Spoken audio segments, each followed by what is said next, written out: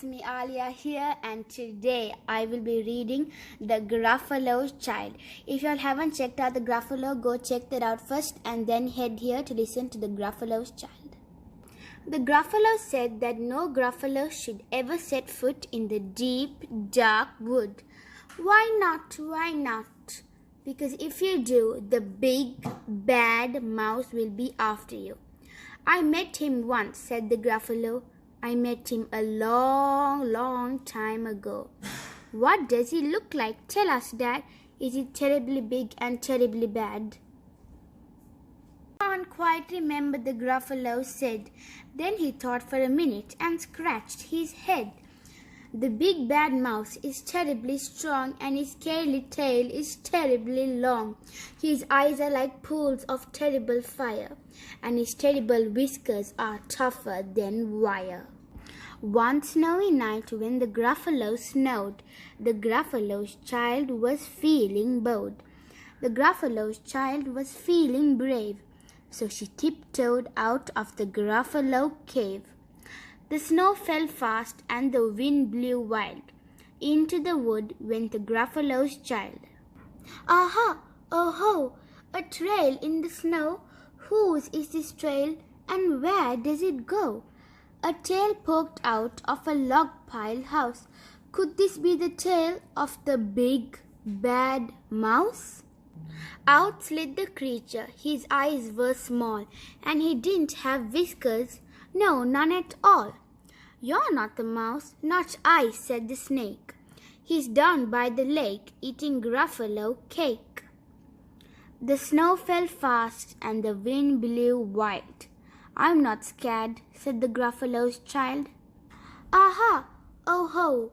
Marks in the snow. Who are these claw marks? Where do they go? Two eyes gleamed out of a treetop house. Could these be the eyes of the big, bad mouse? Down flew the creature. His tail was short, and he didn't have whiskers of any sort. You're not the mouse, too who, not I, but he's somewhere nearby eating Gruffalo pie. The snow fell fast and the wind blew wild. I'm not scared, said the Gruffalo's child. Aha! Oh ho! A track in the snow. Whose is this track and where does it go? Whiskers at last and an underground house.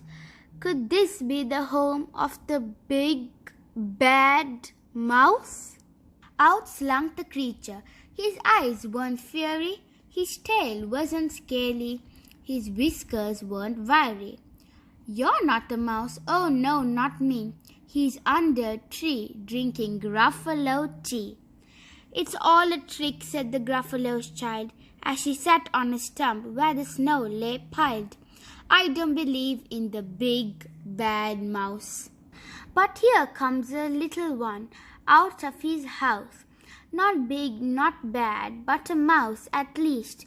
You'll taste good as a midnight feast, said the mouse, before you eat. There's a friend of mine that you ought to meet. If you let me hop on to a hazel twig, I'll beckon my friend so bad and big. The Gruffalo's child unclenched her fist. The big, bad mouse, so he does exist. The mouse hopped into the hazel tree. He beckoned, then said, just wait and see. Out came the moon. It was bright and round. A terrible shadow fell onto the ground. Who is this creature so big, bad and strong? His tail and his whiskers are terribly long. His ears are enormous, and over his shoulders he carries a nut as big as a boulder. The big, bad mouse, yelled the Gruffalo's child. The mouse jumped down from the twig and smiled. Aha! Oh ho! Prints in the snow? Whose are these footprints? Where do they go? The footprints led to the Gruffalo cave, where the Gruffalo's child was a bit less brave. The Gruffalo's child was a bit less bold. And the Gruffalo snowed and snowed and snowed. The end. Hope you enjoyed this story about the Gruffalo's child. Until next time.